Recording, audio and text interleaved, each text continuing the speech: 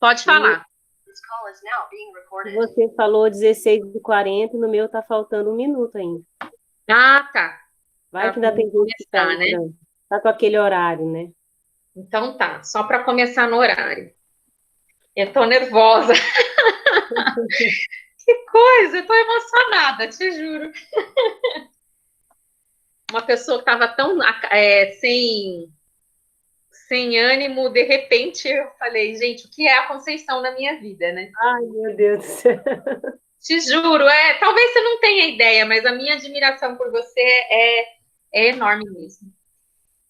E eu gosto de falar porque a gente às vezes tem poucos ícones, né, que a gente valoriza tão fortemente.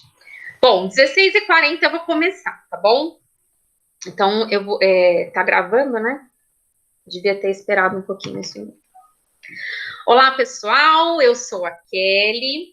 Esse é o canal Dicas Pedagógicas. E se você está aqui é porque você se importa em discutir aí as questões do preconceito racial. Por que nesta data de hoje, o Dia da Consciência Negra, se é uma data importante, será, nos dias de hoje? É válido ou não a gente comemorar a morte de Zumbi, né? Quem foi Zumbi?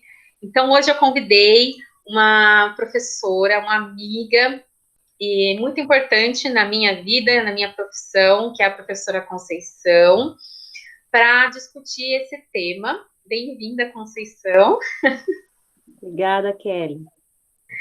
E eu vou começar agradecendo também a presença de quem está aqui. A gente resolveu fazer uma reunião gravada aqui no Meet, e a gente tem algumas pessoas que vão entrando, mas a primeira pessoa que entrou aqui foi a Vera e a minha madrinha e sogra Maria. E eu vou começar apresentando a minha tela do computador para falar e com um poema declamado aqui da minha sogra. Ela mandou para mim, mas eu achei tão lindinho que eu quero compartilhar com vocês.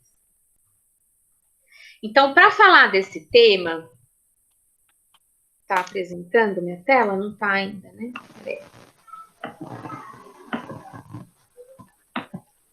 Para falar desse tema, agora sim.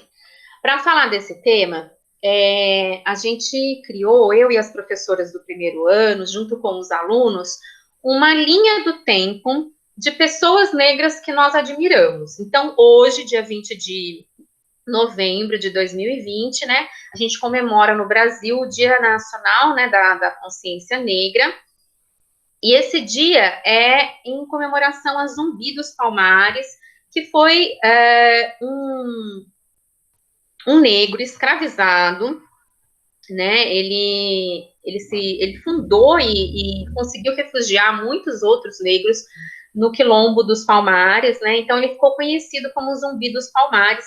E dia 20 de novembro foi a morte dele, né? Aí na nossa linha temos a Dandara, que foi a esposa dele, que também ajudou nessa luta para libertar vários negros da condição de escravos. A gente gosta sempre de lembrar que a condição de escravo era uma condição imposta, então é muito ruim que a gente fala, os escravos. Não, eram negros que estavam sendo escravizados. E a Dandara, ela, quando foi presa no dia da morte de Zumbi, ela se suicidou. Então, eu, pelo menos, eu sou religiosa, sou cristã, e a gente, né, claro, não enfatiza aí a questão do suicídio, é uma questão muito difícil, né, de se lidar, e ela não é um ícone por ter se suicidado, mas por ter mostrado para as pessoas que a condição de escravo é tão ruim, degradante, que ela preferia a morte, né, mas ela foi uma guerreira. Depois a gente tem Antonieta de Barros, que nasceu em Santa Catarina, foi jornalista, professora e foi a primeira deputada estadual negra do nosso país, em 1934, né? Aí a gente tem Luiz Gama, que ele era filho de um fazendeiro com uma negra escravizada. Ele não era escravo, mas o pai dele vendeu ele como escravo e ele conseguiu se alfabetizar, autodidata, e deixa eu aumentar o som. A Valéria falou que o som tá meio baixo. Vou falar mais alto. E o Luiz Gama, ele se alfabetizou sozinho, conseguiu se formar como um advogado e lutou para a libertação de vários escravos, né? Depois a gente tem Carolina Maria de Jesus, que era moradora de rua e ela coletava recicláveis para vender. E ela escreveu um livro muito famoso, que é o Parto de Despejo, onde ela relata a vida como catadora de lixo em São Paulo. E até hoje ela inspira muitas pessoas pela forma poética como ela escreveu, né? O Aleijadinho, que era negro, e um dos escultores muito famosos no Brasil, filho de português e de uma africana, sofreu muito preconceito por ser negro. Machado de Assis, que também era negro, um ícone aí na literatura brasileira, ganhou prêmios, escreveu vários livros que se tornaram famosos no Brasil e no mundo, peças teatrais, contos, crônicas. Há um tempo atrás teve um comercial feito por um banco que eles colocaram Machado de Assis com um ator branco e foi algo de muita crítica, porque nós precisamos ressaltar, sim, as pessoas negras e nesse sentido de valorizar a nossa cor da pele, a nossa cultura e a nossa história, né? Aí tem Rosa Parks, que foi uma costureira americana, símbolo pela busca dos direitos civis nos Estados Unidos, ainda muito racista, preconceituoso, onde naquela época os negros tinham que dar lugar aos brancos nos vagões de trens, né, para se sentar. E ela se recusou a dar o lugar a um branco, foi presa e acabou sendo ícone aí nos Estados Unidos e no mundo. O Nelson Mandela, o primeiro líder da África do Sul, que acabou depois se tornando presidente da África do Sul, mas foi preso durante muitos anos. Ele lutou contra o apartheid, né? Que é esse período aí da África em que queriam ter uma cisão da África do Sul com o continente africano, né? E ele lutou para que isso não ocorresse. Vocês estão conseguindo me ouvir? Tá, Consa? Ok. Tá? É porque a Valéria falou que o áudio dela não tá ouvindo. Aí tem a Ruth de Souza, uma atriz brasileira, uma das primeiras atrizes negras a atuar no Teatro Municipal do Rio de Janeiro, em 1945. Martin Luther King, um pastor dos Estados Unidos, que lutou contra o preconceito racial nos Estados Unidos, nessa época em que a Rosa Parks também, eles viveram no mesmo período, e ele escreveu um discurso muito famoso, muito lindo, chamado Eu Tenho um Sonho, onde ele relata o sonho dele de que os filhos dele não passassem por essas manifestações de segregação racial, né? E ele foi morto, né, em um desses eventos, mas ele se tornou símbolo até hoje. O discurso dele é muito famoso. O Barack Obama, quando tomou posse, usou fez trechos do discurso para fazer uma analogia. Como é que a gente fala? Esqueci o nome, agora me fugiu. Parafraseou Martin Luther King para tomar posse como o primeiro presidente negro, né, na história do mundo, né, e dos Estados Unidos. Foi bem legal. Você quer falar alguma coisa, Valéria? Pode falar. Você pediu a fala? Eu não ia falar nada, não. É que eu não sei, acho que meu aparelho tá errado aqui. Tá alguma coisa, eu não consigo te ouvir. Sua voz tá baixinha, baixinha. Eu tô perdendo aqui. Deixa eu ver se eu consigo arrumar. Desculpa. Tá bom. Não, imagina. Depois a gente tem a Dona Aurora Sudário, conhecida aí como Dona Aurora. Ela foi moradora aqui de Vinhedo, ajudou a fundar a cidade de Vinhedo como lavradora. Ela era muito religiosa, muito católica, e ela foi muito conhecida pelo seu poder de cura, né? Ela orava e as pessoas se curavam de doenças graves. E ela, inclusive, recebeu de um dos fazendeiros, né, que ela ajudou, um terreno, né, onde ela conseguiu fazer benfeitorias não só para a família dela, mas a canalizar água para as pessoas. E hoje a cidade de Vinhedo tem poucos ícones negros como fundadores. Ela recebeu em homenagem aí o nome de uma praça aqui na Capela, que é a Praça Aurora Sudário. Eu tive o prazer de dar aula para os bisnetos dela, para 2 bisnetos dela. A Ivone da Silva Lara, a primeira mulher a compor um samba negro e assinar como compositora, porque existia muito preconceito em relação à mulher e o samba e a mulher escritora, né?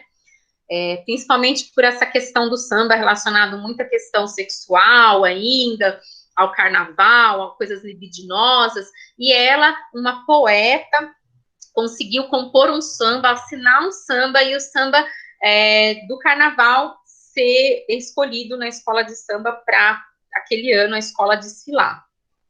O Milton Gonçalves, ator, diretor, dublador,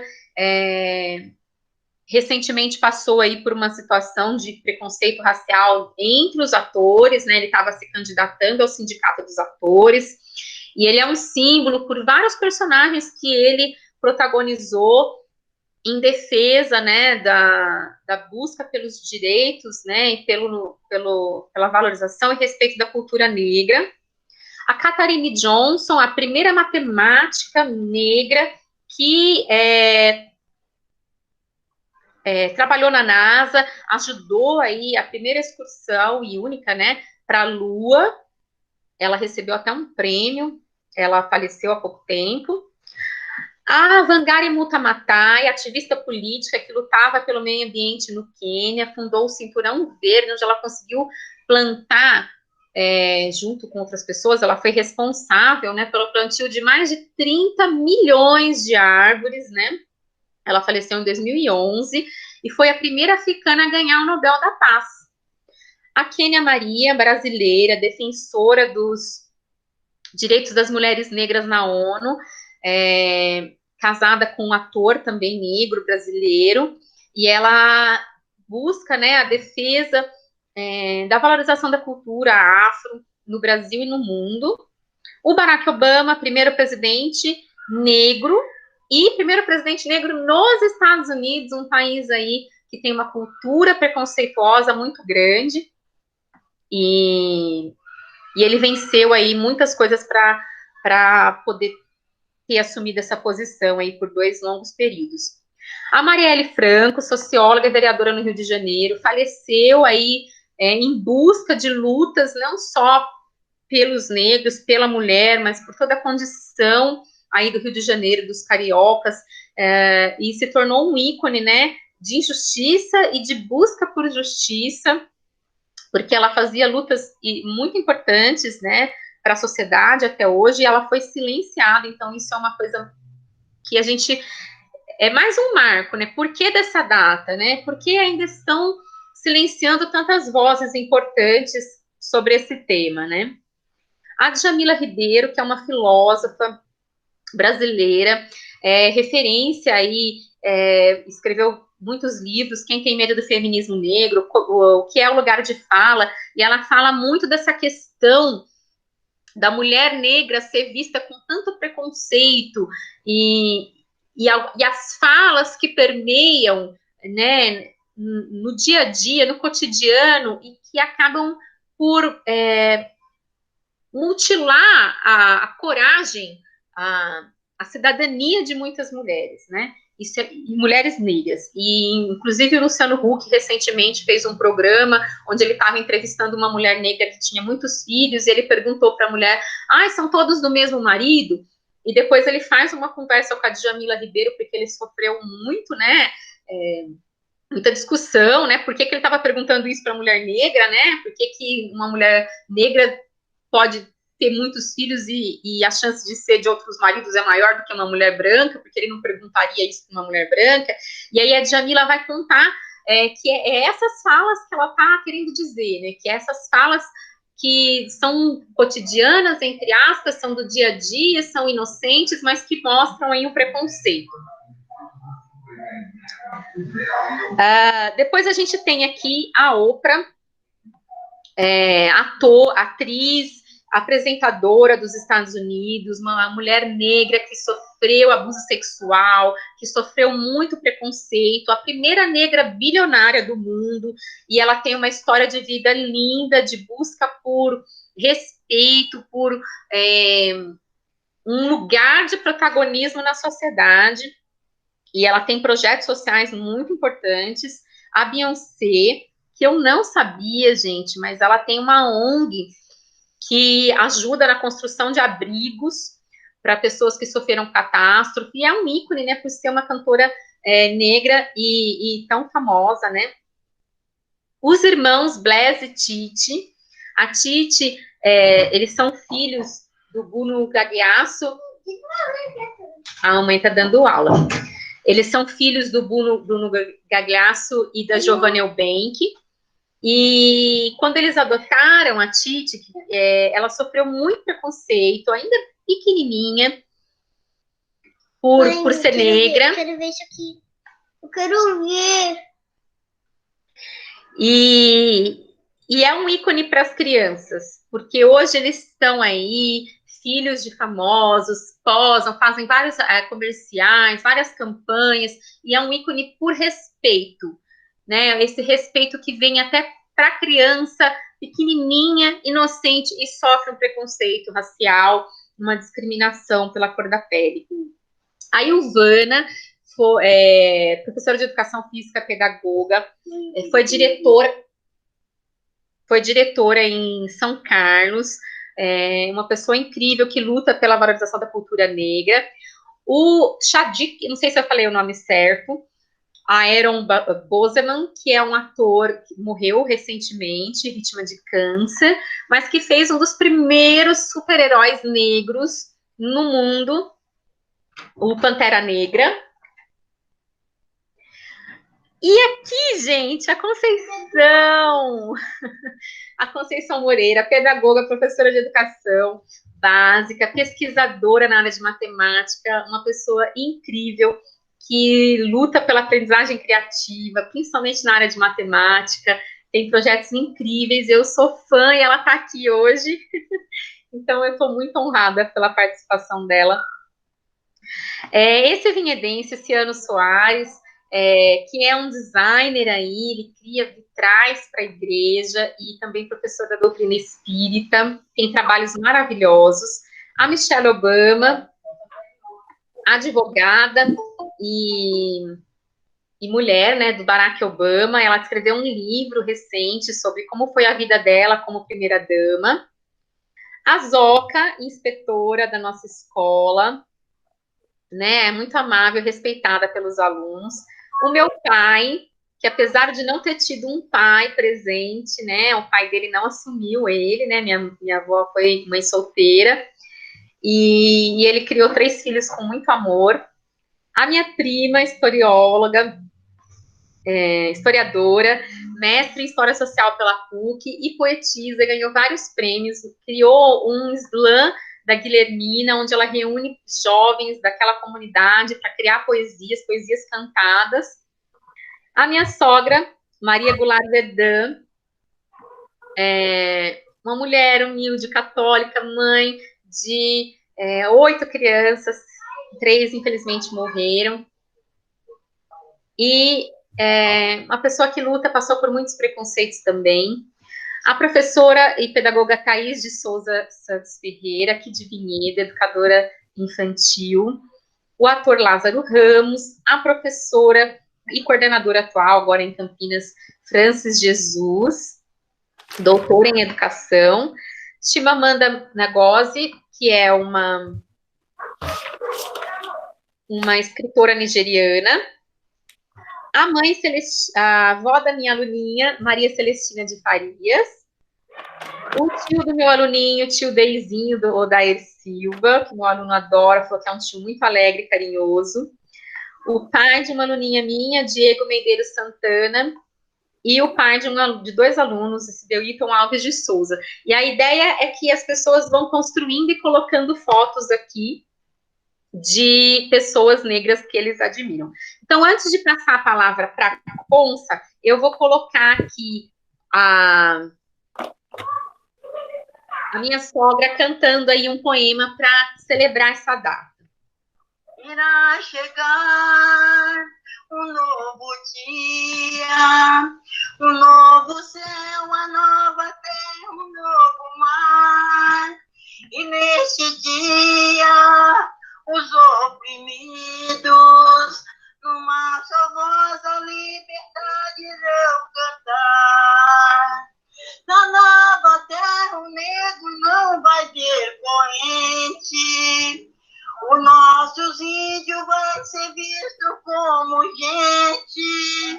Na nova terra, o negro, o índio e o mulato e branco todos vão comer no mesmo prato.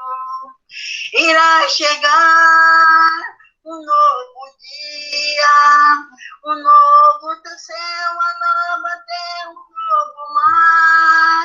E nesse dia, os oprimidos, numa só voz, a liberdade irão cantar.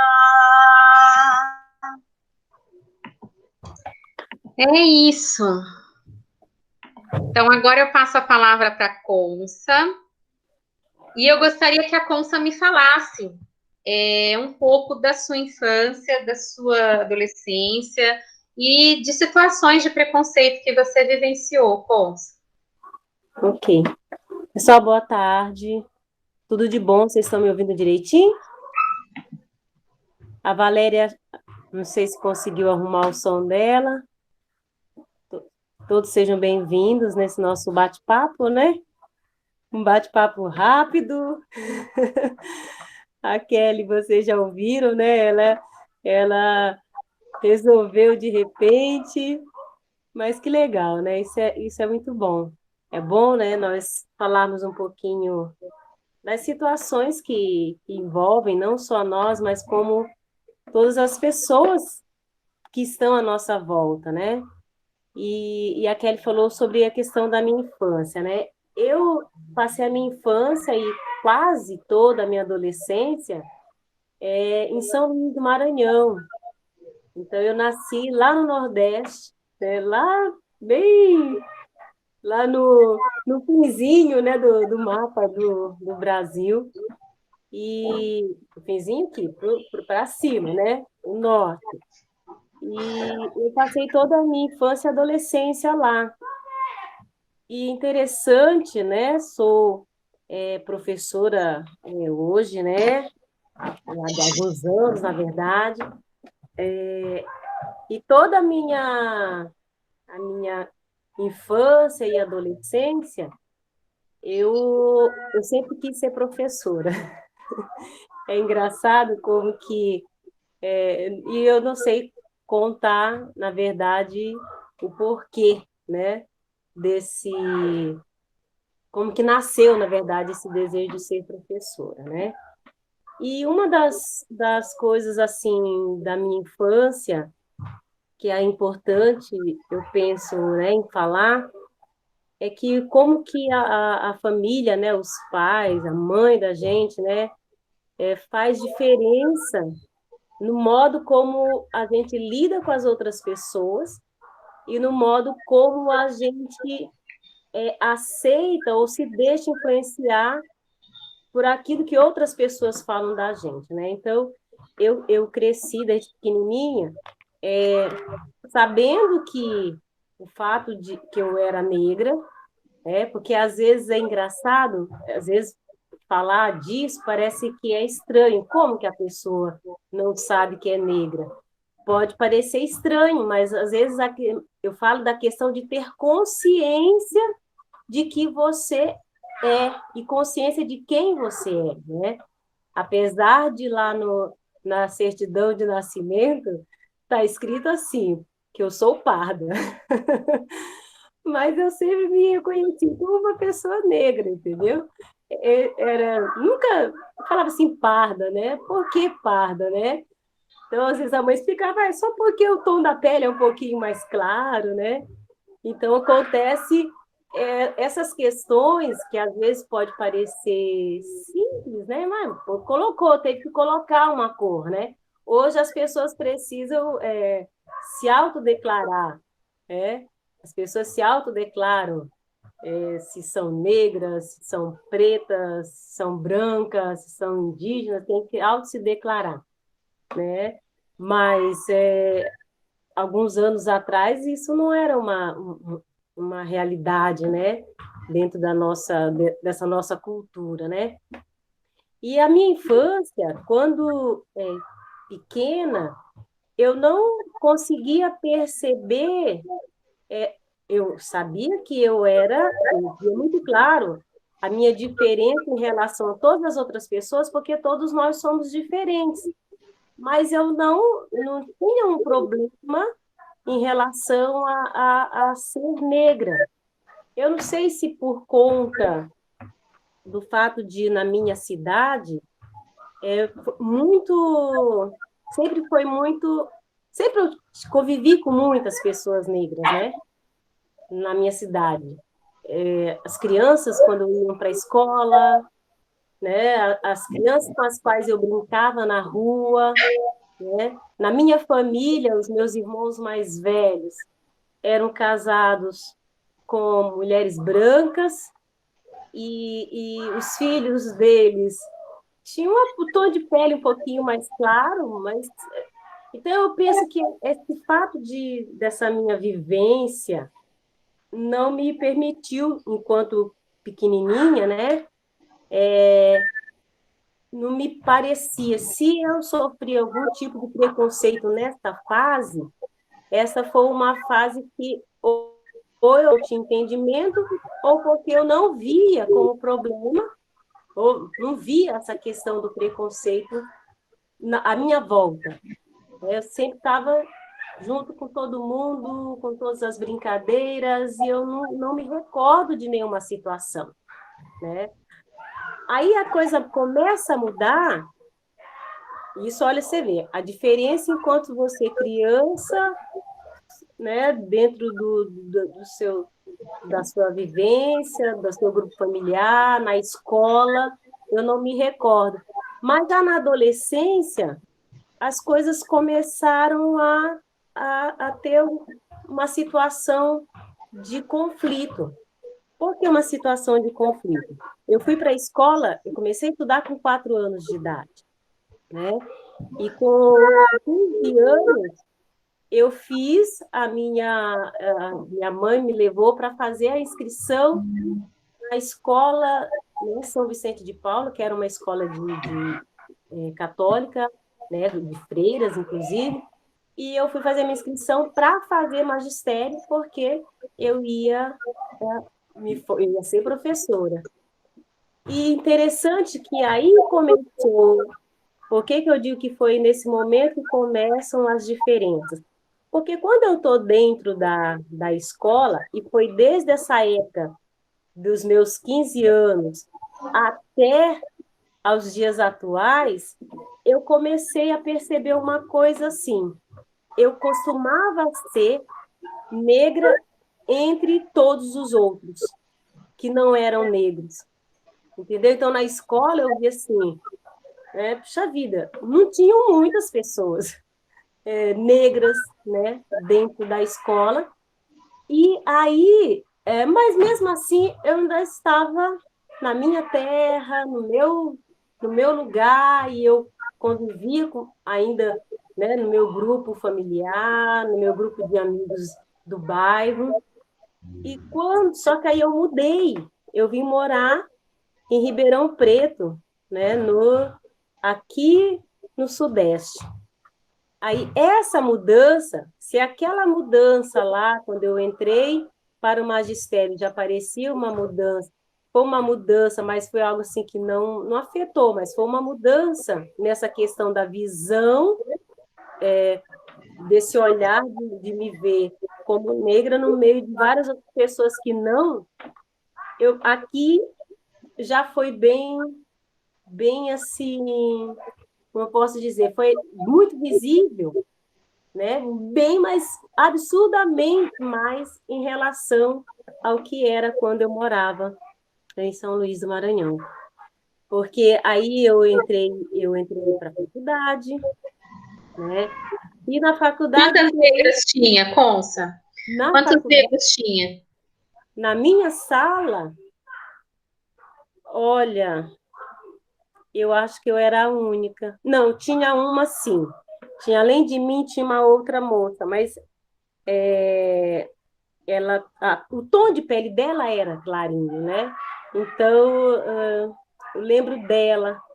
Os demais não, inclusive eu tenho a foto, né, com todos, eu tenho uma foto que nós tiramos do álbum, e são todos lá, né, e eu tô lá junto, né, e é interessante porque você começa a ver a escola, e aí quando eu falo de escola, a nossa escola de ensino fundamental, eu falo da faculdade, que é um espaço assim, que eu digo que é potencializador de coisas boas, de ensino, de educação, de formar a mente das pessoas, mas também é um ambiente que pode ser um ambiente hostilizador também, pode ser um ambiente bem assim difícil.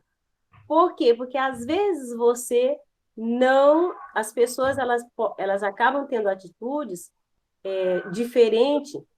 Deixa eu até abrir um aspas hoje, que eu estava ouvindo o vice-presidente, não sei se quem mais ouviu, dizendo que no nosso país não tem racismo. Que não, imagina, no Brasil tem racismo, ele falou que não existe racismo, e ele falou assim, eu morei nos Estados Unidos 2 anos, e lá sim que tem racismo, porque lá é um lugar onde as pessoas de cor. Aí a hora que ele falou as pessoas de cor, eu falei assim, tá vendo? Internamente, dentro dele, ele já está tendo uma atitude racista. E nem se dá conta. E nem se dá conta disso. Então, para você ver tanto quanto... Opa, alguém falou que minha TV está ligada? Não. Bom, desculpa, gente. Eu vi um recadinho aqui, pensei que fosse... Bom, mas tanto... às vezes as pessoas elas não se dão conta. Eu só quis abrir esse parênteses em relação ao vice-presidente, por quê? Porque às vezes o que acontece no nosso país em relação a outros, ou até mesmo dentro da nossa própria sociedade, aí você fala assim, puxa vida, lá no Maranhão então tem menos racismo do que aqui no Sudeste, não foi isso que eu quis dizer. O que eu quis dizer é que uma coisa em relação ao racismo passa a ser em relação àquilo que eu percebo, em relação àquilo que eu vivencio, em relação àquilo que o outro também faz. Então, o que acontece de diferente é que, às vezes, a forma de manifestar o racismo, ela acaba sendo mais violenta em determinados lugares, e em outros acaba sendo velada. Por exemplo, essa fala do vice-presidente foi uma atitude racista velada. Quer dizer, nossa, eu não sou preconceito, mas as pessoas de cor, como assim as pessoas de cor? Todo mundo tem cor. Existe alguém invisível que não tenha cor? Então, a questão do preconceito, muitas vezes, eu vejo isso. Às vezes são situações que são veladas. Às vezes as pessoas, elas nem sempre têm coragem de declarar ali, de forma violenta, que ela é racista. Mas muitas vezes nas suas atitudes, né? Às vezes, e são pequenas coisas. Eu, nesses meus anos do exercício do magistério, nem sempre eu fiquei só na sala de aula. Às vezes eu fui para a coordenação pedagógica, já teve outra vez que eu fui para a direção da escola, E é interessante isso, porque eu ia nas reuniões, às vezes eu tinha que ir em alguma atividade da escola, enquanto coordenadora, e eu era a pessoa responsável. O diretor da escola falava assim para mim: Coração, você vai com um grupo de professores, né? A gente tinha marcado um passeio em São Paulo, vários passeios, mas não foi uma única vez que aconteceu isso. E eu, lógico, eu pegava toda a documentaçãozinha lá, os registros do que tinha que fazer. Muitas vezes o diretor falava assim para mim: você chega lá, você acerta com o dinheiro da entrada nossa no local, você acerta lá com a pessoa responsável. Beleza. Então eu chegava junto com o grupo dos professores, e é interessante que às vezes uma professora estava um pouquinho mais na frente, né, em alguma coisa, aí a pessoa que chegava para poder receber o grupo de alunos e de professores no lugar e na atividade, falava assim, já se dirigia para a professora e falava assim, engraçado, era geralmente, às vezes eu podia estar perto da pessoa, mas eu tinha uma amiga que sempre estava do lado, né, loira, alta, né, e eu do ladinho dela. E a pessoa se dirigia a ela e falava assim: você sabe, já perguntando coisas relacionadas à atividade que a gente fazia e dirigia. E eu lembro que uma das vezes a minha colega falou assim: não, mas a chefe é ela. E apontava para mim e a pessoa se desconcertava. Né? Por que a pessoa se desconcertava? Porque, Na cabeça vida, né? Da pessoa, ela já deduzia que a chefe era outra, né? Sim, interessante. E é engraçado que essas coisas, elas acontecem mesmo, né? Ou mesmo em reuniões, quando eu já tive que ir em Ribeirão Preto, na diretoria de ensino, e eu ia, tinha eu, que era a vice-diretora, e eu ia com outra amiga e levava junto, era a mesma coisa. As pessoas, parecia que assim, para um pouquinho, quem tem perfil para ser a diretora da escola ou o coordenador da escola, era aquela pessoa que era branca, né, ou loira, nada contra as loiras, estou falando assim, porque eu estou falando da vivência, da minha vivência. E a pessoa falava: opa, só pode ser. Então, essas atitudes, às vezes a pessoa fala: mas eu só me enganei. Mas espera um pouquinho, como você só se enganou? Por que no teu ideário esta pessoa pode ser, pode exercer um cargo de direção, de coordenação, e não a outra pessoa, entendeu? Então, são atitudes dessa natureza, que muitas das vezes são veladas. Às vezes, atitudes assim de você entrar, por exemplo, no shopping, numa determinada loja, e você chegar e estar olhando determinadas peças de roupas, né? Uma vez eu fui com a minha sobrinha queria comprar um vestido, e eu fui com ela no shopping, né? Beleza, começamos. Ela entrou para olhar e ela olhava. E a moça que estava atendendo, ela estava olhando uma revista. Ela levantou os olhos, olhou para nós duas e abaixou a cabeça e continuou. E simplesmente não foi lá perguntar né? Porque o que a pessoa faz quando chega alguém numa loja? Você está ali para vender, chegou um cliente, você vai lá e atende. Aí a minha sobrinha já logo falou: se ela não vai atender a gente, eu acho que é por causa do tom da nossa pele, só porque nós somos negras. Aí minha sobrinha queria ficar nervosa. Eu falei assim mesmo: bom, quem perde é ela, porque é uma atitude de ignorância da pessoa, né? Eu acho assim que é uma questão de ignorância, uma questão de não conhecer. Eu li um livro, na verdade, o livro é muito grande, muito extenso, mas eu li um capítulo desse livro, que é muito extenso, chamado O Medo do Outro. E, aliás, é um livro interessantíssimo. E ele vai falar sobre essa questão. Muitas vezes, essa coisa que vem na cabeça das pessoas, essas atitudes que as pessoas têm de preconceito, muitas vezes é por conta do medo da outra pessoa. E é uma coisa, né, que você vai pensar: como assim ter medo do outro, né? Medo, muitas vezes, porque a outra pessoa, ela é diferente de você, né? Essa pessoa que você hostiliza, você vê essa pessoa como diferente e você vê essa pessoa como alguém que pode, de alguma forma, te tirar do teu conforto, né?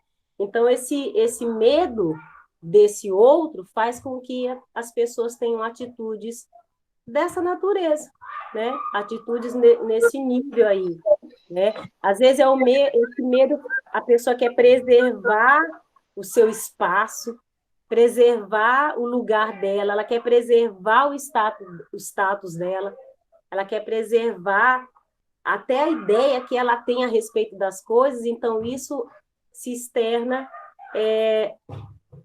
querendo ser combativo contra o outro e acaba gerando esse preconceito, né? Essa é uma das coisas. Eu quero relatar um pouquinho do que ocorreu comigo para a gente continuar essa conversa, né, desse medo do outro e um pouquinho avançando do que a gente hoje, com a nossa consciência atual, pode fazer por essas pessoas, né, e pelos nossos alunos, pensando que nós duas somos professoras e tem outros professores aqui também. Sim. Quando eu era criança, Consa, eu tinha uns 9 anos, eu tenho uma irmã 11 meses mais velha, com um tom de pele mais claro do que o meu. E quando eu era criança, deixa eu só fechar. A gente estava numa perfumaria, a minha mãe é branca, loira, do olho verde, meu pai é negro, do cabelo carapinha. E aí a gente estava na farmácia, eu, a minha irmã e a minha mãe. E a minha mãe estava passando uns produtos, a gente pegou uns produtos que ela estava passando e falou assim, mãe, a gente está indo pro carro. E a dona da perfumaria, era uma perfumaria, que estava no caixa, falou assim, volta aqui.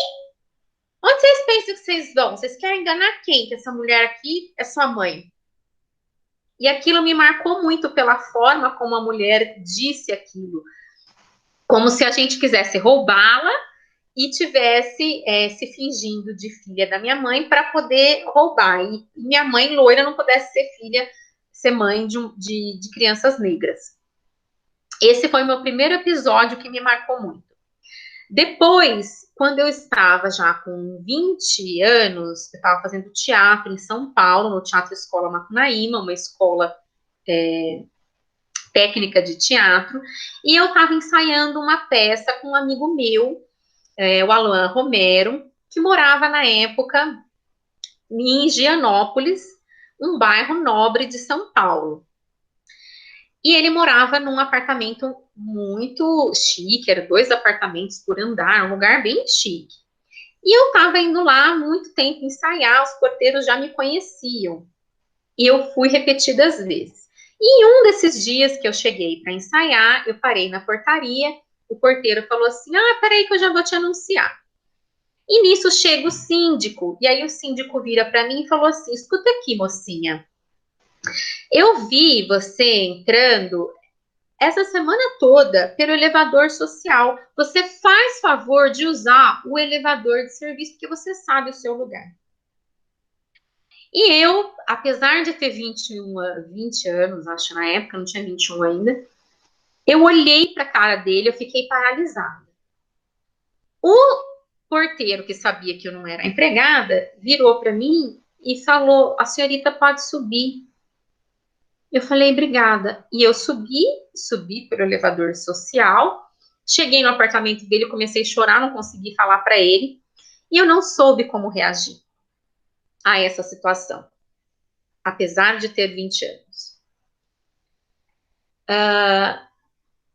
Passou, comecei a fazer faculdade, meu pai super contra as cotas, porque eu cresci com meu pai falando que a gente precisava ser as melhores alunas da sala, precisava sempre tirar as melhores notas, porque a gente não trabalhava e porque ele queria que a gente sempre tivesse os estudos em primeiro lugar, para ninguém dizer, vai mal porque é negro.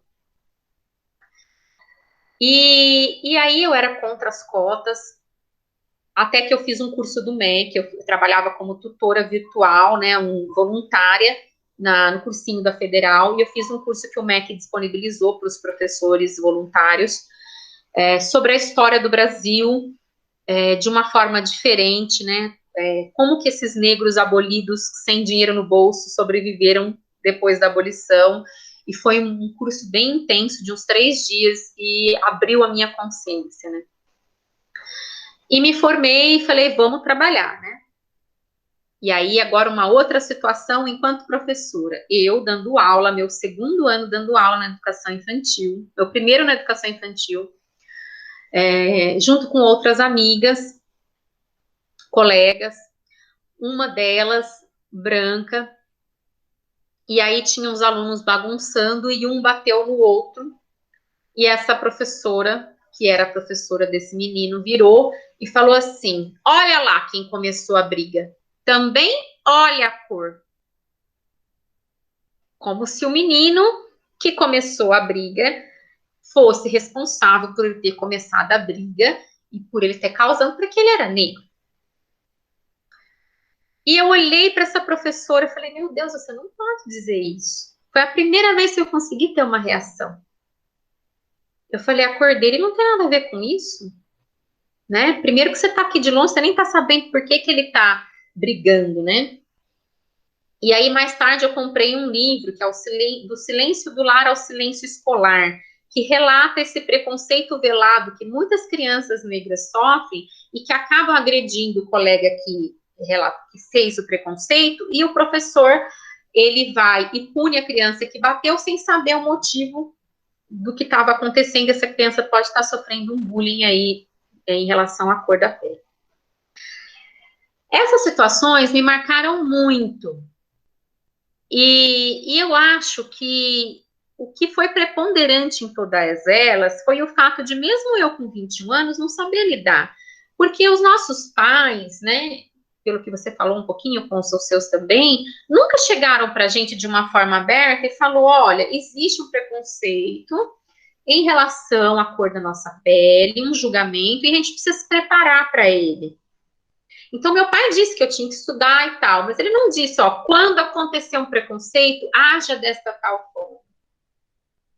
Isso é um crime, isso precisa ser punido, né?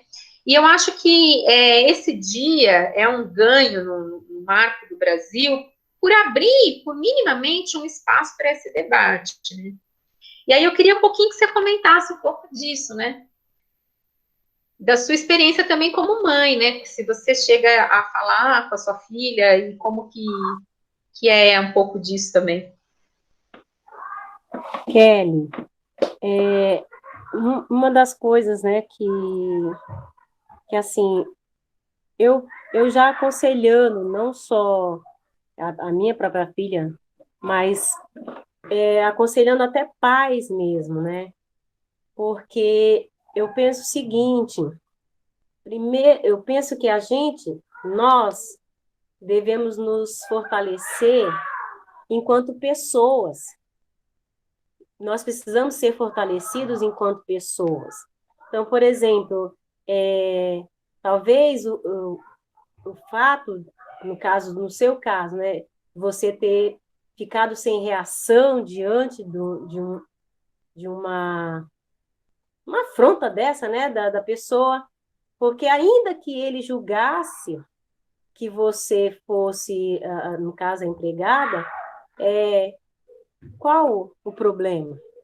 Né? Se você fosse a empregada, que problema teria em ser a empregada e ser negra? A pessoa não pode ser empregada e ser negra? Ela não pode ser branca e ser uma empregada doméstica? E poder usar o elevador social, né? Sim, e poder usar. Ou a pessoa, eu posso,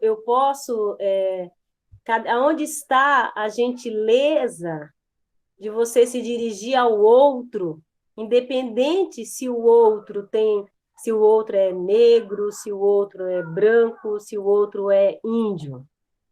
Então, eu penso que isso faz parte do nosso fortalecimento e da nossa consciência de quem nós somos, e isso é uma coisa que não se pode esperar para ser desenvolvido depois que nós crescemos. Isso tem que começar enquanto nós somos crianças, entendeu? Enquanto nós somos crianças. Muitas vezes, por exemplo, na minha infância, né, eu tinha alguns, qualquer problema, eu não falo não em relação a esse preconceito, porque, como eu falei, eu não tenho essa lembrança, assim, né, do meu grupo de convivência, porque eu participava com pessoas negras de danças afro, e eu dançava as danças africanas, então eu estava sempre envolvida, então eu não consigo lembrar, não lembro mesmo. Mas uma das coisas que minha mãe me orientava muito é assim, aprender a resolver o seu problema. Ah, mas alguém falou alguma coisa para mim, alguém falou, você tem que aprender a se defender, a resolver os seus problemas. Conversa, fala com a pessoa, sabe, enfrenta. Então, assim, essa coisa de você ter que saber como você se colocar diante do outro. Isso é uma coisa que eu também sempre falei. A minha filha já teve situações ela chegar e falar, é porque fulano falou que meu cabelo, falou que não sei o quê. E eu falo assim, que eu sou negra. Mas você não é negra? A pessoa falou, você é. Então, quer dizer, o outro está te falando assim, por exemplo, xingando, né? Falou assim, você é uma preta. Mas eu sou mesmo. Entendeu? Você tem um cabelo ruim. É o cabelo, meu cabelo. Ele é desse jeito. O que eu vejo que acontece hoje, não diferente do que acontecia lá atrás, que você falou dos pais, né, de não falar, hoje também não é falado. Eu já tive alunos que me olhavam e o dia que eu comecei a falar sobre diferenças e falar assim, olha, por exemplo, a professora Conceição, dá uma olhada, eu sou negra, a criança me olhava assustada. Como? Professora, você é negra? Falei, sou. Conça, um dia eu estava no primeiro HTTC, um dos primeiros HTTCs, em 2008, meu primeiro ano de formada, e a gente discutindo o Dia da Consciência Negra, o que a gente ia fazer na escola, e eu falei, eu que sou negra, né? Aí uma professora virou e falou assim, acha que você é negra? Você é tão bonita. E assim, foi tão espontâneo da parte dela que deu para você ver que na concepção dela o negro é feio. Sim, mas por quê? Porque é o que eu te falo. Por que hoje nós vemos muitas crianças, adolescentes que estão assim com muitos sentimentos depressivos, muita angústia? Por quê? Porque não se aceitam como são. Não conseguem olhar porque alguém falou que para ser bonito você tem que ser branco, você tem que ter cabelo liso mesmo, né? Ter cabelo liso. Eu acho que o papel da escola, indo aí para a nossa terceira parte aqui do nosso bate-papo, é nesse sentido. Porque, veja bem, a maioria, mais de 56% da população do Brasil se autodeclara negra. E, infelizmente, a gente não tem super-heróis negros. Então, agora apareceu Pantera Negra, o Power Rangers atual, agora, o Samurai, tem um Power Rangers que é negro. Mas durante aí, eu tenho 40 anos, durante aí 35 anos atrás, a gente não via figuras na sociedade negras que fossem figuras de destaque, que fossem figuras colocadas numa posição para serem admiradas. E eu acho que o papel da escola é nesse sentido, né? A Lei 10.639, que coloca desde 2000 2003, se eu não me engano, que é papel da escola ensinar a cultura africana e brasileira e também indígena nas escolas, é nesse sentido, de você trazer para as crianças figuras negras para eles admirarem. Até pouco tempo atrás, a Barbie era só loira do cabelo liso, né? Malemar tinha uma ruiva lá, e hoje já se tem Barbies negras. Então, de trazer essas figuras de destaque, do negro não ser só o ladrão, ou a faxineira, o coletor de lixo, e não há problema de ser, mas de você não ter, hoje existe uma lei já, que as empresas de televisão precisam colocar negro como protagonista de novela, porque a maioria das vezes os protagonistas eram os ladrões, as empregadas, ou o amigo que trapaceava, e isso tem uma conotação que passa por trás, que a pessoa não quer se reconhecer como aquilo, né? A gente falar que em 2009 para 2010 teve um filme da Marvel com um personagem que era o super-herói negro, que é o Pantera Negra, só em 2019, né, um avanço, mas também um retrocesso, né, do tipo, por que só em 2019 apareceu um personagem assim? E eu acho que os professores precisam colocar isso para a pauta, precisam trazer esses projetos, precisam valorizar pessoas negras que admiramos, né? Veio de um projeto do NEAB, que é o Núcleo Afrodescendente de Estudos Afrodescendentes da UFSCar, e aí várias pessoas lá em São Carlos trabalham isso lá de uma forma bem consistente, e eu comecei a trabalhar em 2008 em Rio Claro, e depois o ano de 2018 aqui em Vinhedo, né, até a professora Valéria de Artes trabalhou junto comigo em 2018 esse projeto, vem nesse sentido, da gente valorizar, né, a gente teve aí uma discussão ano passado sobre a gestão democrática, e aí estava se discutindo numa das reuniões que eu participava enquanto mãe, que o problema de ter concurso, que várias pessoas pudessem vir de outras cidades para cá e ser diretora, que viriam pessoas que não fossem de Vinhedo. E aí eu falei, gente, mas isso é muito bom, eu não era de Vinhedo, uma das professoras que eu mais admiro, a professora Conceição, né, não era de Vinhedo, então, qual o problema nisso? Então, a pessoa, nessa posição que você colocou, né, sair daquela posição do outro ser um problema e de mostrar admiração, né, e eu acho isso essencial.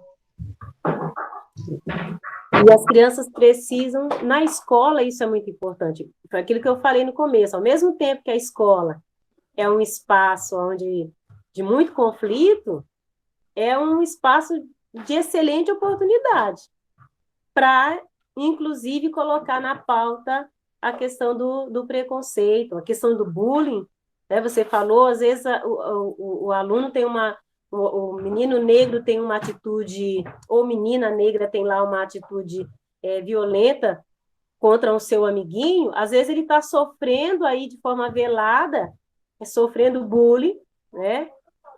Pelo fato dele ser negro, e ele não fala, acaba não falando com o professor, acaba não falando com ninguém, né? Na sala de aula, eu sempre procuro, desde as minhas primeiras atividades do ano, isso, fazer rodas de conversa onde o aluno possa se reconhecer.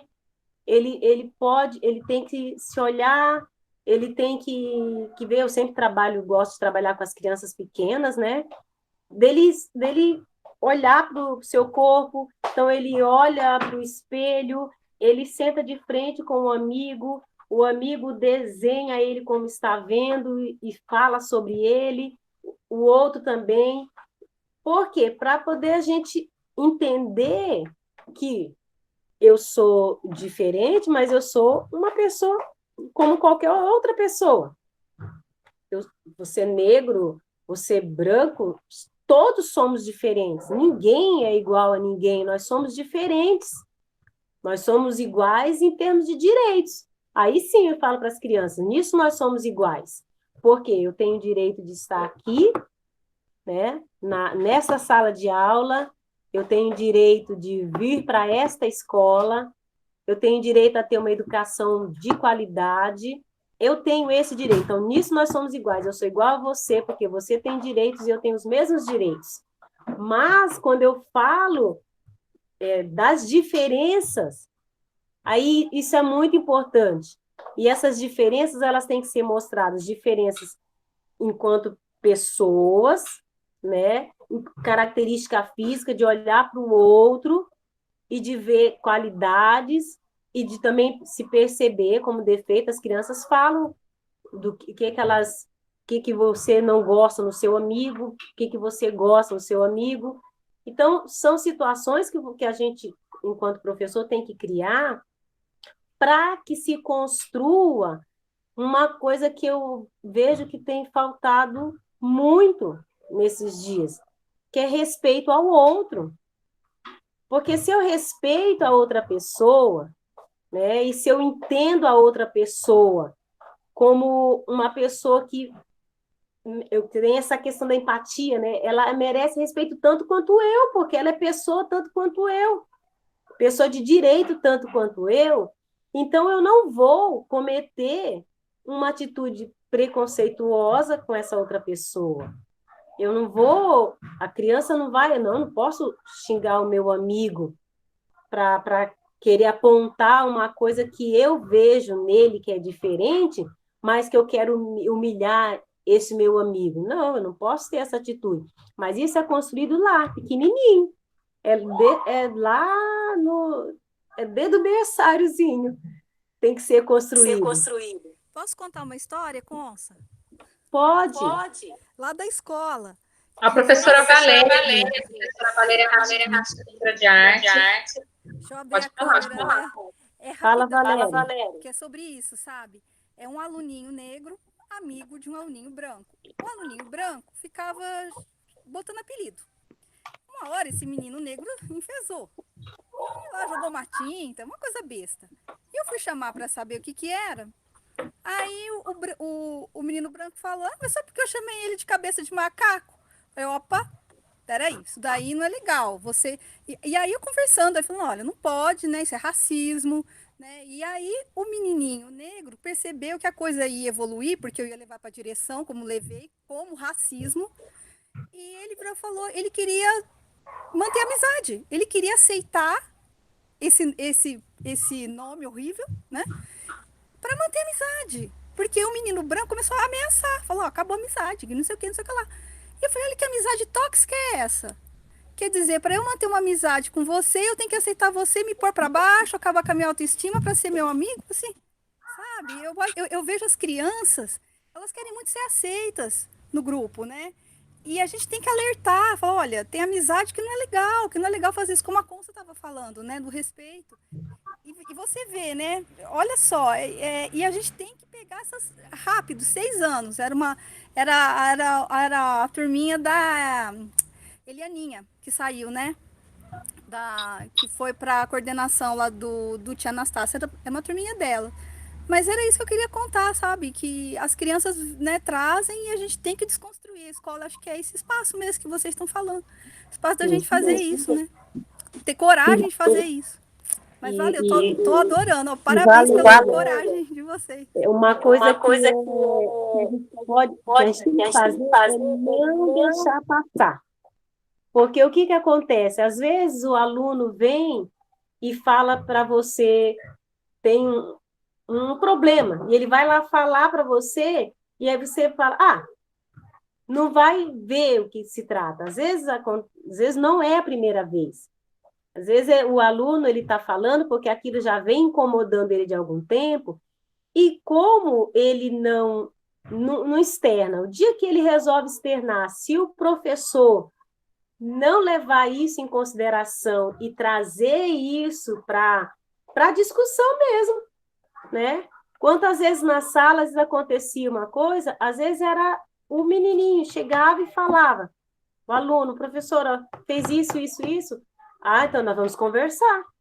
A gente chamava, vamos conversar com a sala inteira, vamos aproveitar. Então, era uma oportunidade de aproveitar e colocar para a sala toda que aconteceu aquela situação e o que eles achavam daquela situação. Por quê? Porque senão fica ali, você resolve, fala assim, pede desculpa.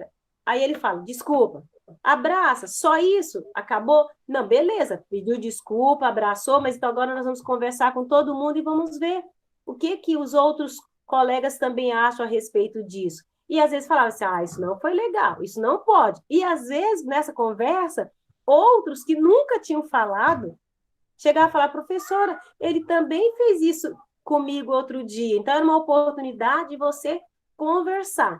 E isso, gente, é o tipo de conversa que eu falo. É o ano todo. Porque eles estão sempre se envolvendo em situações conflituosas. Muitas vezes do aluno chegar e falar para mim, professora, aconteceu isso, isso, isso comigo na hora do recreio. Eu falei, nós vamos lá na sala, eu vou lá conversar. Então, os alunos, eles vinham contar as coisas para mim, porque eles sabiam que eu não ia deixar passar. Então, vamos lá, pegava pela mãozinha, ia lá na sala da professora, pedia licença, professora, aconteceu um problema assim, assim, meu aluno está reclamando, eu posso conversar com o seu aluno?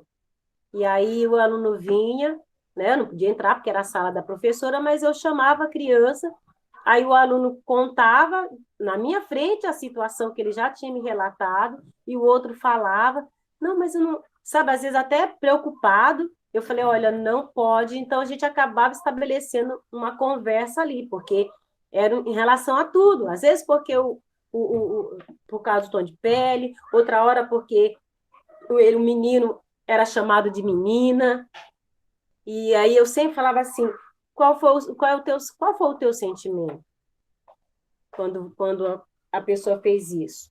Você não achou legal? Então você vai ter que falar para a pessoa que você não achou legal. Professora, mas ele ia me bater. Então eu ia chamar a outra criança, porque ali na minha frente ele ia ter a oportunidade de falar para o outro e não guardar para si, porque se ele guarda e ele fica com aquilo dentro dele, aquilo vai entristecendo e pode acontecer, Kelly, de chegar um belo dia numa situação em que ele está lá com seus 20 anos, como você relatou, e ele sofreu uma situação dessa e ele não saber o que ele faz, ele não saber confrontar outra pessoa e explicar para outra pessoa. Falar assim, olha, ainda que eu não gostei dessa sua atitude, foi uma atitude preconceituosa da sua parte, né? Ainda que fosse outra pessoa, como que você deveria agir? Então, a gente pode chamar a atenção do outro, falando com o outro, conversando com o outro. Só se a outra pessoa não nos der chance de falar, mas se a pessoa nos deu chance de falar, nós temos que abrir a boca, porque é só conversando, não tem o que fazer. Lógico, quando a situação parte, né, para uma questão de crime, né, nesse sentido que não há para você, como você conversar, você vai lá e vai pelas vias legais, não é verdade? Mas quando não, você está numa situação de escola, é uma situação de conversa, e é conversa o tempo inteiro, todos os dias, e todas as vezes, pode acontecer tantas vezes que acontecer isso, tem que ser conversado o assunto. Eu adorei sua fala, eu vou falar um pouquinho, mas eu vou falar da Vera Lúcia. A Vera Lúcia Ferreira de Amorim também é professora, e pode falar, Vera. Eu queria aproveitar a oportunidade para dizer, a gente como professora na sala, é justamente nessa hora que a gente fala que a gente não pode perder uma oportunidade, né? Eu ia contar sobre o que aconteceu comigo também o ano passado, lá na escola no Saci. Eu estava lá e aí a gente estava fazendo uma atividade de autorretrato. E aí Você quer abrir a câmera, Vera? Ah, tá. Ligou, desculpa. E aí a gente estava numa atividade de fazer o autorretrato. E aí eu tinha um aluno que, o Pedro, né, o Pedro Henrique, nossa, um artista, 4 anos e fazia cada desenhos maravilhosos. E aí ele fez o autorretrato e aí começou aquela briga, porque a gente trabalhava com os lápis de coisa, era tudo coletivo. Eu colocava dentro, distribuía uma quantidade, e aí quando eles queriam alguma cor, eles começavam naquela, eu quero a cor tal, fulano tá usando, mas deve ter outros, porque sempre eram várias caixas de cores juntos. E aí ele queria o lápis cor de pele. Eu quero agora o lápis cor da pele, porque eu já terminei de pintar, só falta o lápis cor da pele. Peguei um lápis marrom e entreguei para ele. E aí ele foi e disse assim, mas eu não quero esse, eu quero cor da pele. Aí eu disse assim, mas esse é cor da pele. Aí coloquei aqui o lápis perto do meu braço, né? E mostrei para ele, olha aí, igualzinho. Aí ele olhou assim e disse assim, não, não, tia, mas esse não é o lápis cor da pele. Você não sabe o cor da pele é outro. Olha, fulano tá com o lápis cor da pele, eu quero ele. Aí eu digo que a gente, como professora, não pode perder essas oportunidades, né? Tem que pegar principalmente para a gente desconstruir pensamento. E quando a gente começa lá da educação infantil, é melhor ainda, porque aí eles começam cedo. Chamei todo mundo, relatei a situação do Pedro. O Pedro disse que quer o lápis cor da pele. Agora me mostra qual é o lápis cor da pele. Todo mundo pegou, é aquele lá que a Sofia tá com ele. Aí pegou e eu disse assim, gente, agora me fala. Esse lápis é cor da pele de quem? De quem é? Quem que tem a cor da pele dessa cor? Porque da cor da minha pele não tem. Pedro, é da cor da sua pele? Aí ele olhou e ficou e disse assim, não, mas é cor de pele, tia. Eu digo, mas não existe isso. Ele é cor da pele de quem? Porque a cor da minha pele é esse. Esse é o cor da minha pele. Mas aí a gente pode pegar esse outro lápis e aí você pode usar que esse aqui era um mais amarelinho, né? E esse aqui é o cor da pele de fulano. Meio parecido, pelo menos. Mas esse aqui que eu tô dando para você é igualzinho a cor da minha pele e é igualzinho a cor da sua.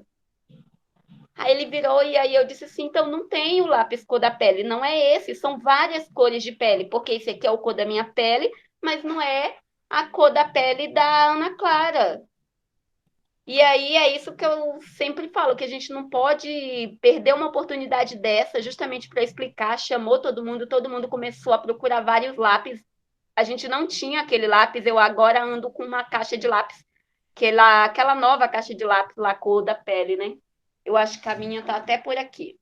E que são vários tons, eu tenho acho que 18 tons. E só que no dia eu não tive. Depois eu fui procurar para comprar, porque aí eu disse, eu preciso de uma caixa de lápis dessa para poder mostrar quando aconteceu uma situação dessa. E aí todos começaram a buscar várias cores, vários lápis. Esse é mais parecido com o meu. E eles estavam pintando o autorretrato, né? Eu digo, então, Pedro, agora você escolhe qual é o seu. Aí ele, então eu vou pintar com esse. Mas é isso, eu acho que a gente não pode perder uma oportunidade dessas nunca. Tudo tem que ser realmente relatado, chamar todo mundo para expor uma situação, porque eu acho que a gente começa a desconstruir esses pensamentos nesses momentos, né?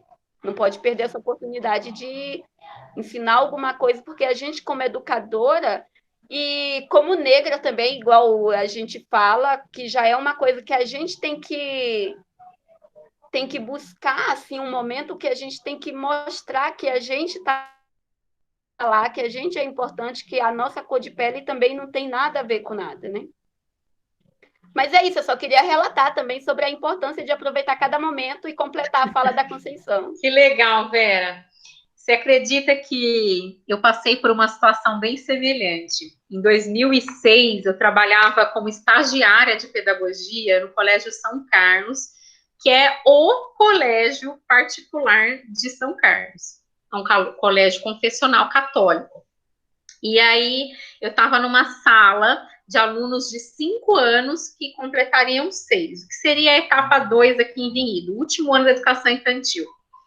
E um aluninho virou para mim, a gente estava fazendo uma atividade de pintar uns desenhos de crianças na praia, e falou assim, tia Kelly, lá eles chamavam de tia, me passa o lápis cor da pele, e eu passei o marrom. Já fazia lá os cursos do Núcleo de Estudos Afro-Brasileiros, na UNEAB, lá na Federal de São Carlos, né? Já passei o marrom. Passei o marrom para ele, ele falou assim, ele parou 5 anos, olhou para mim e falou assim: esse lápis não é a cor da pele. Eu falei, não, é sim, aqui, ó. Pus o marrom com a minha cor da minha pele, no meu braço. Aí ele parou, olhou para um lado, olhou para o outro e falou assim: mas não tem nenhum professor nem aluno aqui da sua cor. 5 anos a criança já tinha consciência de classe. E isso a gente sabe que ele não aprende na maternidade. Ele foi construído.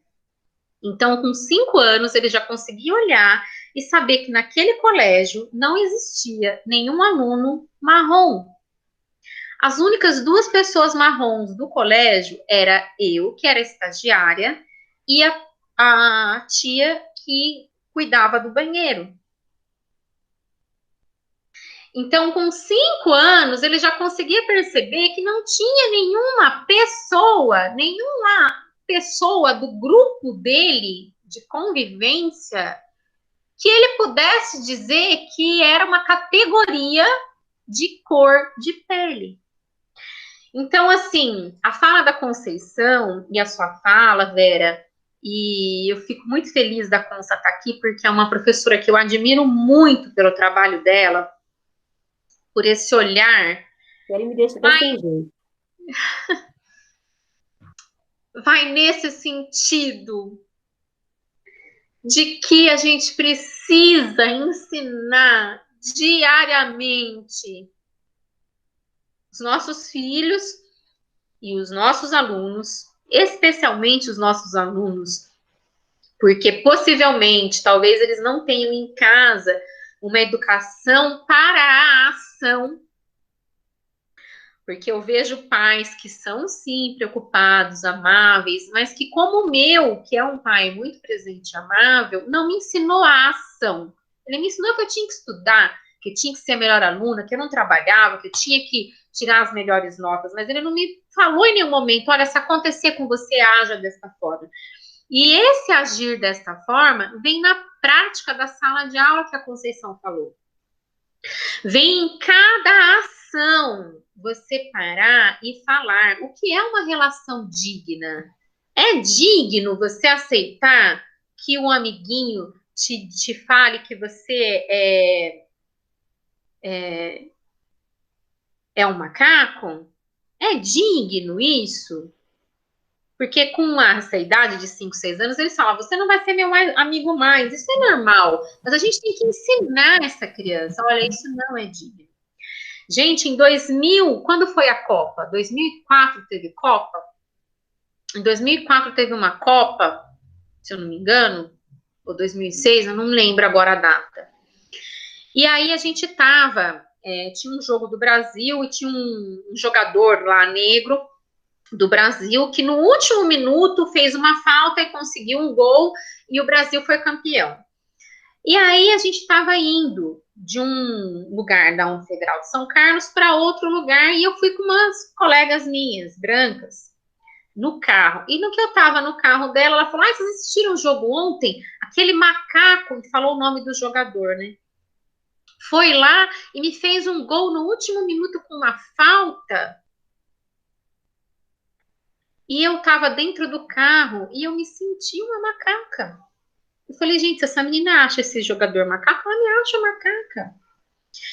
E mais uma vez eu me paralisei, eu não consegui falar: escuta, fulana, como é que você tá fazendo pedagogia? Tá tentando buscar uma consciência para educar outras pessoas e tá chamando uma pessoa de macaca. Eu não consegui. E hoje eu vejo o quanto falta Conceições, o quanto faltam Vera Lúcias, o quanto faltam Valérias Rachides na sala de aula. Porque eu me vejo uma pessoa que busco respeito, que busca, mas naquele momento, com 26 anos, 24, eu não soube agir. Então, assim, a pedagogia e a prática e a convivência com outras professoras e a busca por estudo, e graças a Deus isso nasceu do meu pai, me fez hoje estar aqui propondo essa conversa e me fez hoje uma pessoa capaz de chegar e falar: chega, isso não é digno. Para agora com isso é um ato preconceituoso. E como a Conceição disse, se aquilo se estender, procurar um meio legal. Como, por exemplo, o Bruno Gagliasso e a Giovanna Eubank processaram uma pessoa, uma mulher, que ficou agindo com preconceito contra a filha dela. Então, eu acho que esse bate-papo veio nesse sentido, gente, de a gente procurar esses relatos, dizer que esse preconceito existe ainda hoje. Esse lápis que a Vera Lúcia falou, a Faber-Castell agora fez uma linha do lápis cor da pele, mas existia, a pioneira foi os giz de cera Pinte-Cor, né? Pinte-Cor, eu tenho ele, Pinte-Cor, a escola fez questão de comprar. Vinhedo teve esse ano uma atitude pioneira de trazer o professor Natanael dos Santos para dar uma palestra de aula inaugural para falar sobre essas questões da cor da pele, do nariz, do cabelo, e como a gente valoriza isso em sala de aula, né? E eu acho que essas discussões precisam estar vivas durante o ano todo, não só no dia 20 de novembro. E é isso. Eu quero agradecer a todas vocês pelos relatos, pela grande aula, grande exemplo de pessoas, de professoras. É uma honra para mim trabalhar com vocês. E aí, queria falar uma fala aí de vocês, final, aí, para a gente fechar esse bate-papo. Vou só completar, já que eu fui primeiro, é que muitas vezes as pessoas cometem racismo de uma forma que nem ela mesma entende que está cometendo, né? Eu falo de outra coisa que aconteceu comigo em Arthur Nogueira. Eu fui trabalhar lá e desde o primeiro dia, quando eu cheguei e me apresentei, em 2018, desde o primeiro dia eu cheguei, me apresentei, e todo mundo que chegava lá e dizia assim: nossa, mas você é professora? Aí eu digo assim: sim, vou assumir a sala do segundo ano. E aí todo mundo virava e disse assim: mas ela é tão linda, né? Olha que cor bonita. Mas eu ouvia isso todos os dias quando eu chegava, quando alguém novo, eu acho que assim, a primeira semana inteirinha, todo mundo falava. Ninguém nos chamava, dizia assim: nossa, mas você é preta, ai, você é negra. Não, elas chegavam e aí o assunto era, olhavam para mim e olhavam assim, e disse assim: nossa, mas que linda ela é, tão linda ela é, olha essa cor, olha essa cor.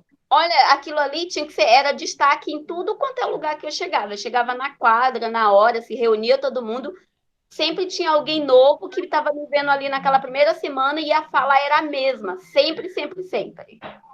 E eu me sentia mal com aquilo, e apesar de me sentir mal, eu nunca soube dizer alguma coisa, apesar que eu sabia que não era um elogio aquilo, era uma admiração de eu ser uma negra que estava lá, né? Porque eu sempre fui lá toda pequenininha, apareço, aí o povo às vezes me confunde, ainda acha que eu sou quase criança ainda, né? Eu chego, agora, aí aparece: nossa, mas você é professora?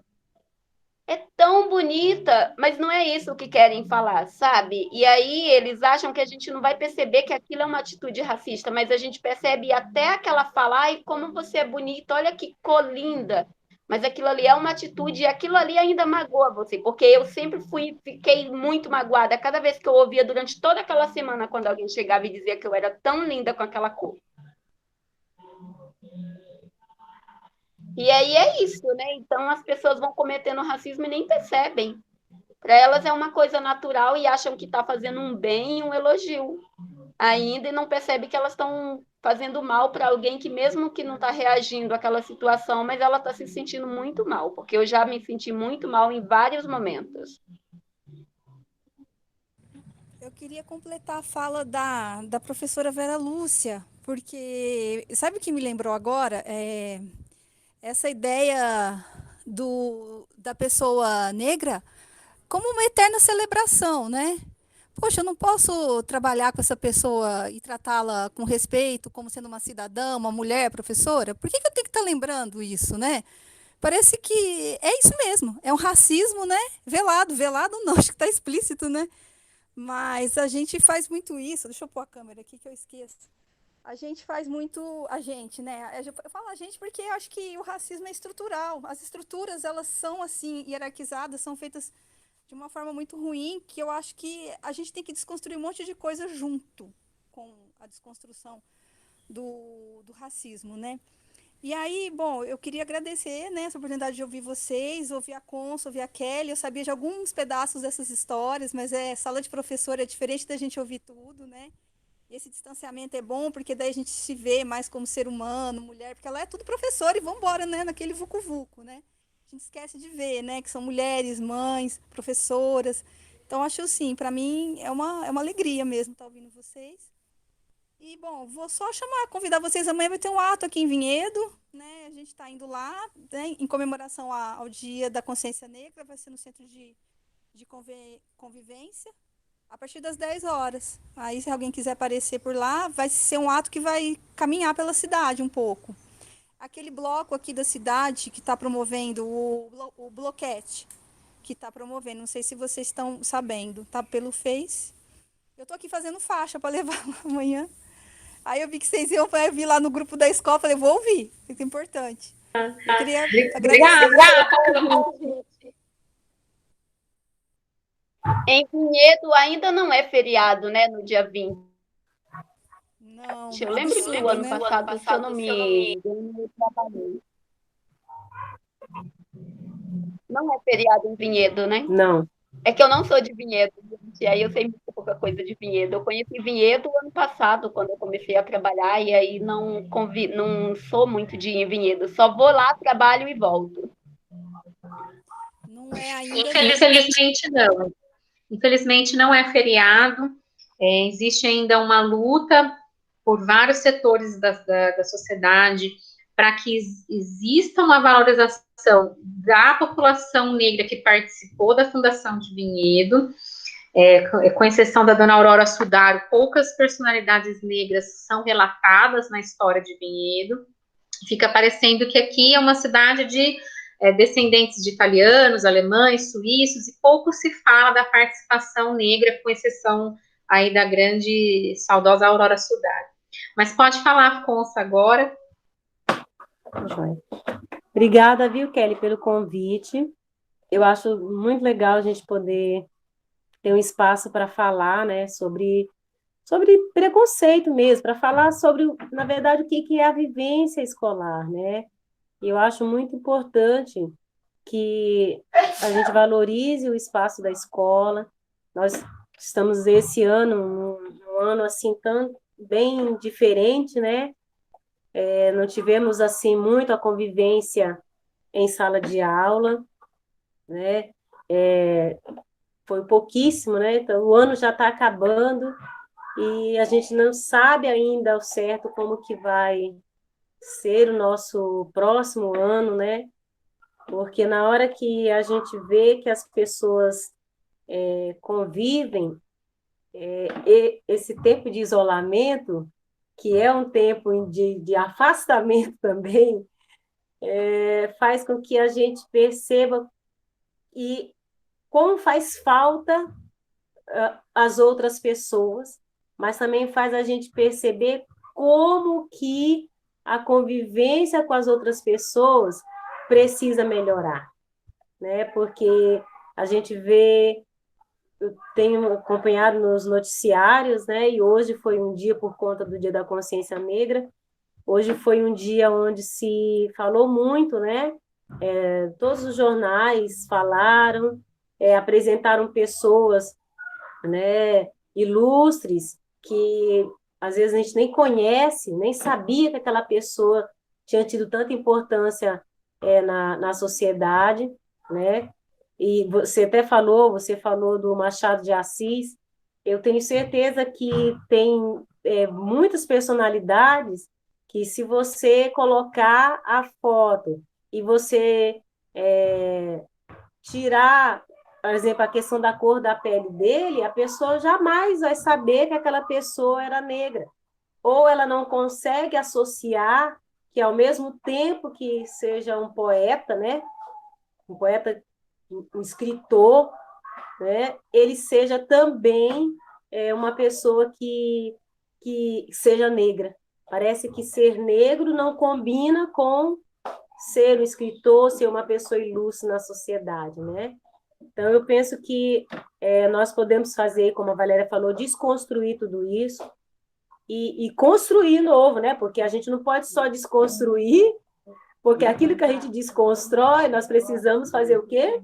Construir de novo. Então, a gente precisa desconstruir essa situação de preconceito, essa situação de marginalidade na qual, né, os negros foram colocados na sociedade. Nós precisamos desconstruir isso e nós precisamos construir, né, uma nova identidade.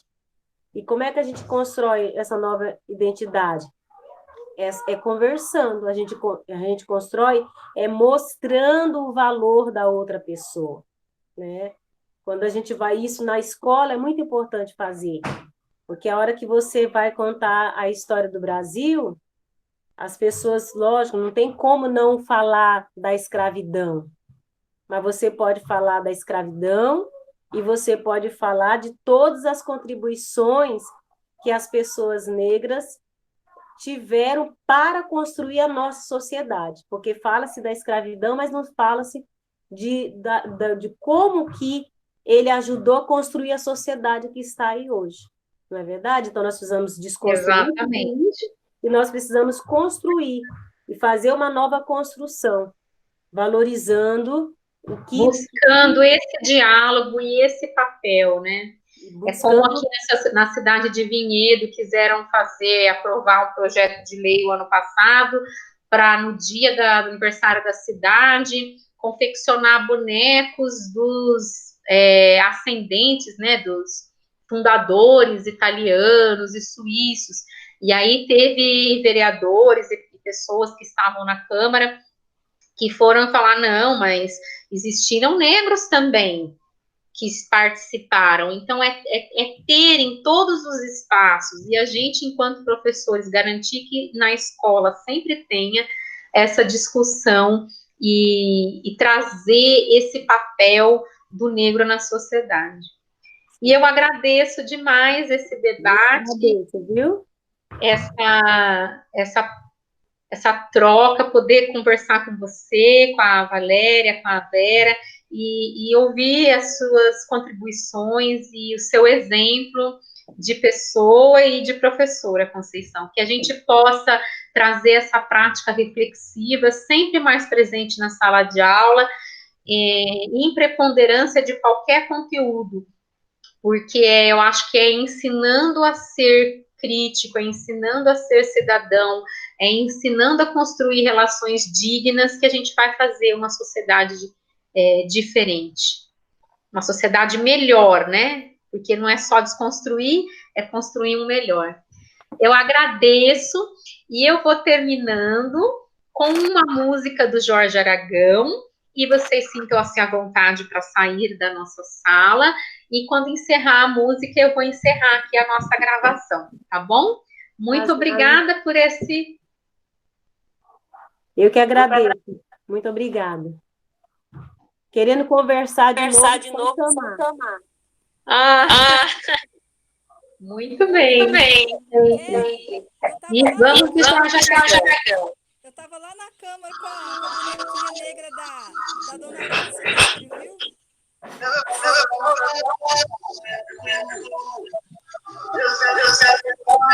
Eu sono, sai desse compromisso, não vai no serviço. Se o social tem dono, não vai. Quem sede a vez não quer vitória. Somos herança da memória. Temos a cor da noite, filhos de toda açoite, fato real de nossa história.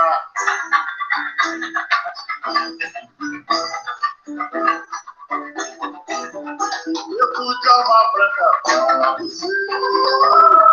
Representante de dignidade, não nos ajuda, só nos faz sofrer. Nem resgata nossa identidade, se produz alma branca pra você. Representante de dignidade, não nos ajuda, só nos faz sofrer. Nem resgata nossa identidade.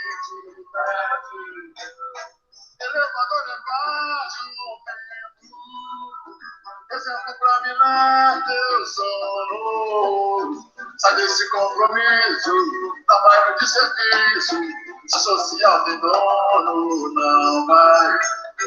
Quem sai da vez não quer vitória, somos herança da memória. Temos a cor da noite, livro de toda sorte, marco real de nossa